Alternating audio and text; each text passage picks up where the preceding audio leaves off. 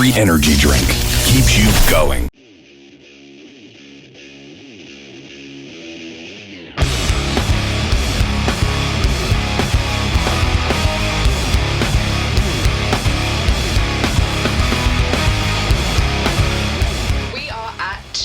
Wolverhampton Wolfram Hall now. Yes, we are. Yes. Are you looking forward to playing? I'm always looking forward to playing. No matter if it's a small hall, big hall, little hall, children's nursery, always looking forward to rocking. Bet there's much cool for that. Yeah. You've just finished the sold-out tour with Rob Zombie. That was well. I mean, Rob Zombie just sells out ridiculous. You know, I mean, people come and see him in droves. You know, so yeah, I was honoured to actually have the slot as main support. How did you get it? Were you offered? I don't know, man. Someone called me and said, "Do you want to go with Rob Zombie?" I said, "Yeah." Brilliant. You've played alongside some really good names. Who have you got on best with? Well, I mean, Disturbed are amazing people. Papa Roach are amazing people. I could go on and on and on. I could tell you more good people than bad, which is really cool. That's good then. You know, so there you go. Anyone you'd love to play with? I'd like to do a tour, main support to System of a Down. Oh, that'd be cool. Always wanted to do that. That was something I always wanted to do, and maybe, just maybe, that could happen because they're back together for a minute. Yeah. Be good. You are renowned for your stage presence. What's the key to it? How do you win over a crowd? I don't win over a crowd. I just do what I do, and I'm just a likable guy. You know, I don't know. I just get up there and do what I do. I guess, all them years was standing in corners of classrooms with my hands on my head paid off. What was the first gig you ever played? It was in my junior school. I fucked it up, man. I tore shit up. No, I just most probably being a prick in class. It's the first gig I ever played and felt good about it. And then getting away with it when you sent to the headmaster. That's when you know you've been at a good gig. No, the first actual show Skindred played was in Newport Gwent, South Wales, which is, it's funny because people say, the Welsh quartet. It's like, no, don't fuck around, bands from Wales except for me, and I'm an immigrant. But the first gig we ever played was in October 1999 in a club, small pub I should say, called Le Pub in South Wales, Newport, and we had a full house. The Lost Prophets turned up, and the boys were from Bullet for My Valentine. It wasn't Bullet for My Valentine at the time. They were called Jeff Kill John, and a couple of the Manic Street Preachers came there. It was just a really good night. Wow. Really good night, yeah. It was one of them shows, because I was in a band before Skindred called Dub War, so it was like, I wonder what that guy from Dub War's going to be doing now. Inspiring. Yeah. What was the first gig that you went to that really inspired you? I was going to shows at 9 and 10 with my brother, who was in a reggae band, and he was playing a lot at the time, and it was like the mid-80s.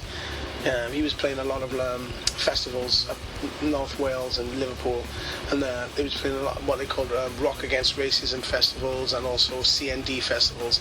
So I was going from a very early age. I mean, I'm just saying, fuck, all these people are smoking weed, all this madness is going on. This is what I want to do. That was that was me going to school then. I was like, fuck it, that's what I want to do. Yeah. What would you say has changed in the past 5 years? Internet, innit? All day long. It's been here a lot longer than 5 years, but it's changed the face of music. What's your view on illegal downloading? Do you know what you're going to do? What you're going to do? That's the way I view it. There's people out there who sell records and there's people who don't. There's nothing you can do. I don't think it's like, stop it now. And that's bullshit, man. You can't kill progress, man, and that's the way it is, One thing I tell people is that the music business is like 50, 60 years old. It's the youngest business on the planet. So it's going to keep on progressing, and it's going to keep on, things are going to change all around us constantly. I'd say this to all musicians: know your art, control your fucking art, rock your band. Because I can't control who downloads the music and who steals it and whatever else. But I just want to know that when I walk on stage, no motherfucker's going to do what I can do.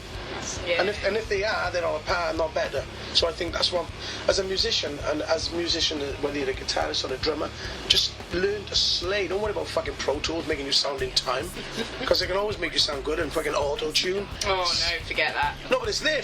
Look, it's all over my record. I actually had fights with my producer in the studio because I was like, fuck you and your auto-tune. It sounds good to me. Oh, well, it's a bit... It's not out to me, So I'd say to anyone, downloading's great. They're going to do it. They're going to do it. I'd say, if you download t-shirts and if you download music and you actually really love bands, when you go to shows, buy your ticket in advance and go fucking go to the merchandise and buy a piece of merchandise. Even if it's a plectrum, just buy something to support the cause. That's my view on it. Your newest album, Union Black, has just come out. Why should everyone go and buy it? Because it's Skindred. What the fuck? No, I'm pretty buzzed on the album.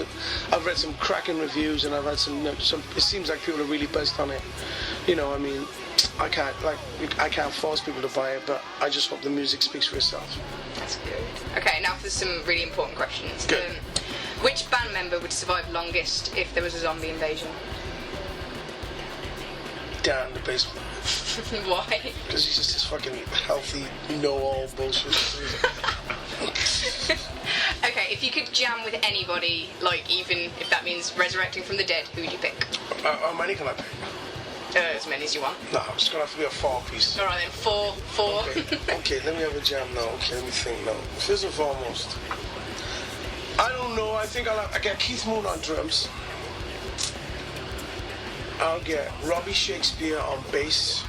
This dude from Jamaica is badass. And get Andy Summers on guitar. Well, guess maybe if you could go back in time, we could look forward to some exciting fictional album. Hang on a minute. You said I could have anyone. Now you're telling me I go back in time. Well, I can't. Okay, I'm not making the rules here. I'm asking. Exactly. There you go. All right. Are there any bands, songs, artists that you secretly love that is really uncool? Do you know what? Let me tell you something. The one thing about these questions I find it really weird, and the reason why, I don't have guilty pleasures. Good. That's the attitude you have. Fuck you if you don't like what I like. I can't help that. I like fat chicks. Most people go, fuck, I hate fat chicks. You can't help what you dig. I would not be guilty about anything I like. Whether if I did like the frog song, I'd like it. You know, I'd never go, oh, I like the frog song. Fuck you, I like it. And that's the way we should be with music. No guilty pleasures. If you like flipping E17 and they're cool and you thought they were cool, that's not your fault. You should dig what you dig. Simple. Okay, it's the 29th of April. Did you watch The Royal Wedding? Fuck no. Good. Oh. He's keen. No, I did not watch The Royal Wedding, but I did walk past a shop and thought, dude, that jacket's pretty badass. I like the the red with the blue sash. I thought it was badass. That's all I thought about it. I thought, well, let's not. Another thing I thought is, let's not hope that little poor motherfuckers don't end up like a train wreck like their mum and dads. That's what I thought. You know, good. I'm all about the king.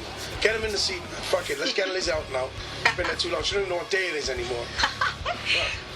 Okay, if you weren't a member of the band, which Skindred songs do you think you would like the best? If I weren't? Yeah. Oh, it's a hard question. At the moment, or for any record, I really dig that Warning song with the Jacoby. I think that's a really cool song. I think if I was pissed up drinking Jägermeister on a Saturday night in your local rock club, that would get me on the dance floor. Yeah. Okay, so what can Skindred fans look forward to now? What's next?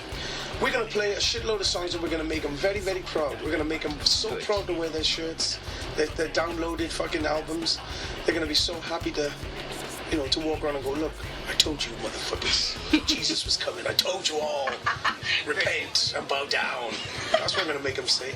That's what we're going to make them say. Okay. We're going to bring back something to the game. They've been here for a while. Freddie Mercury had it. It's called showmanship. These motherfuckers in their jeans and their t-shirt and their fucking Converse trainers. England, you can't just dye your hair no more, baby. You gotta bring your A game.